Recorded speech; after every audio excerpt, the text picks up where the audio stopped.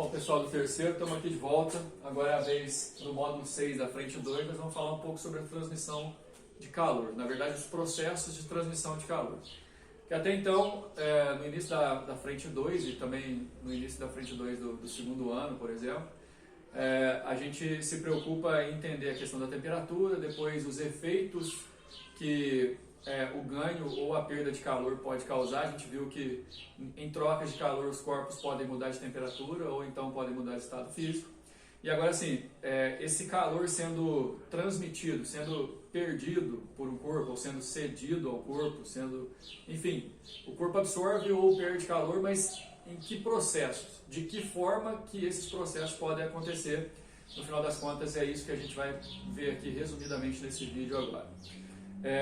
Eu passo as orientações a respeito de vocês entrarem no portal, terem contato também com a questão do material no portal do Objetivo, também poder ver eventualmente as videoaulas que tem lá com os professores do Objetivo, mas aqui na nossa conversa, na nossa linguagem de costume, já a gente vai fazer um resumo e eu recomendo muito vocês pegarem a apostila na parte teórica, é a página 59, pessoal, vocês poderem fazer uma leitura. Normalmente eu não faço isso, né?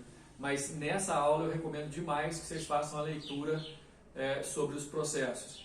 Tem bastante muitos exemplos aí nessa página que eu estou orientando, portanto não deixem de fazer essa leitura. Agora, aqui no nosso vídeo a gente vai ter uma conversa um pouco mais direta sobre o que de principal você tem que assimilar dessa leitura, ok?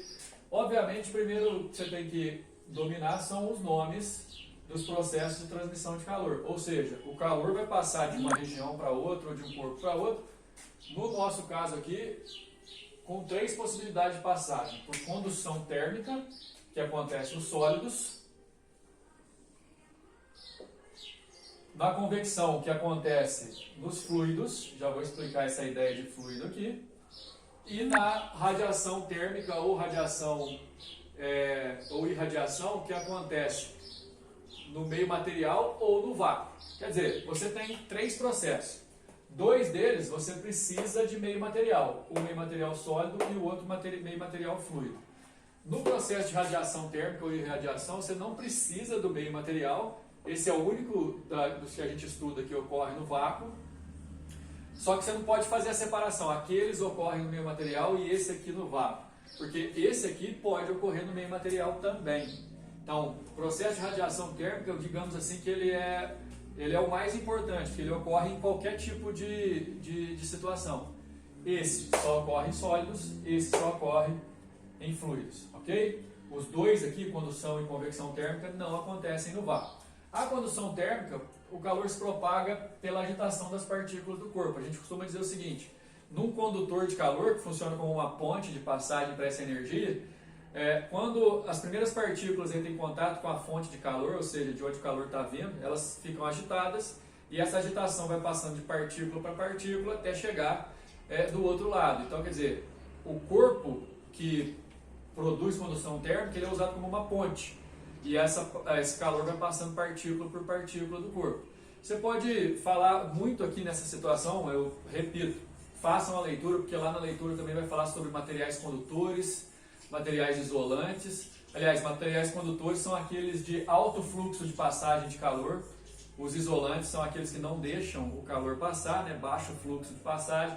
Depende muito da estrutura, depende do que a estrutura é feita, principalmente do material que ela carrega. Então assim, aí no dia a dia a gente vai poder ver muita coisa. Quer dizer, você coloca a mão na madeira e no metal ao mesmo tempo, você vai sentir naturalmente que o metal está mais frio, mas na verdade não está.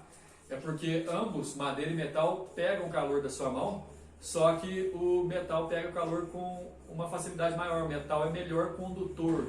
A condução térmica acontece melhor no metal do que na madeira e por isso ele rouba calor mais rápido da sua mão e você tem essa sensação de frio maior ali. A questão assim, muito a gente pode falar, por isso que eu peço para vocês fazerem a leitura, para a gente não prolongar demais o vídeo aqui. Só que nesse caso, a única situação que vocês vão ter que fazer cálculo da condução térmica é pela lei de Fourier, que fala o seguinte, ó, se o calor vai passar de uma região para outra, olha as setinhas do meu desenho. Necessariamente você pode afirmar aqui que a temperatura em 1 é maior que a temperatura em 2, porque o calor está passando de 1 para 2. E quanto maior for essa diferença de temperatura, mais tendência esse calor tem de passar. Agora, se você não quer que o calor passe, você vai usar uma parede, digamos assim, que isole, um material isolante, vamos dizer assim. Outras coisas você pode fazer, você pode colocar uma parede mais grossa. Quer dizer, a lei de Fourier relaciona o fluxo térmico, que é a quantidade de calor por tempo, isso aqui, por exemplo, vai ser em joule por segundo.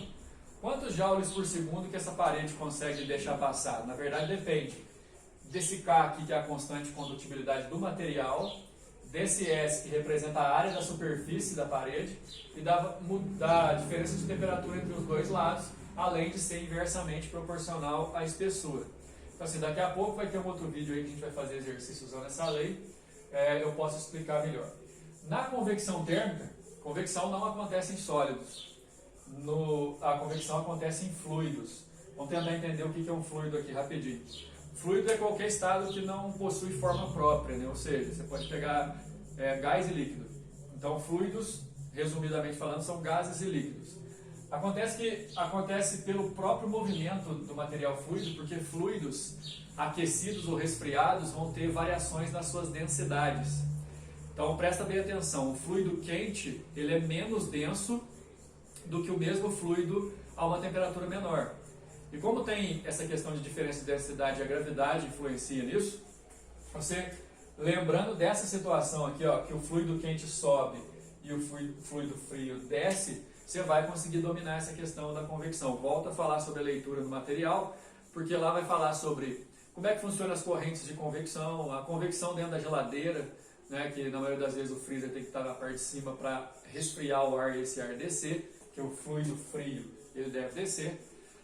A questão da inversão térmica, que é quando os raios solares não aquecem suficientemente o ambiente para haver troca de ar entre as camadas da atmosfera. Você vai poder ver, por exemplo, a questão das correntes de convecção marinha, a questão da brisa marítima e da brisa continental, quando você está no litoral, né, durante o dia, para onde que o vento sopra, por conta da areia estar mais quente do que a água, aí o ar em cima da areia sobe e o ar do mar vem para poder tomar esse lugar. Então, quer dizer, se você dominar a questão da convecção por relação de diferença de densidade entre os fluidos, que o quente deve subir porque é menos denso e o frio deve descer, você vai inclusive entender por que o ar-condicionado, a parede de ar-condicionado tem que ser instalada na parte superior, por que um aquecedor tem que ser na parte inferior, essas coisas. E por fim, a radiação térmica, como eu disse, ela ocorre tanto no meio material quanto no vácuo, mas é através de ondas eletromagnéticas, que a gente estudou lá no segundo ano, né? Onda eletromagnética, transporte de energia sem precisar de meio material.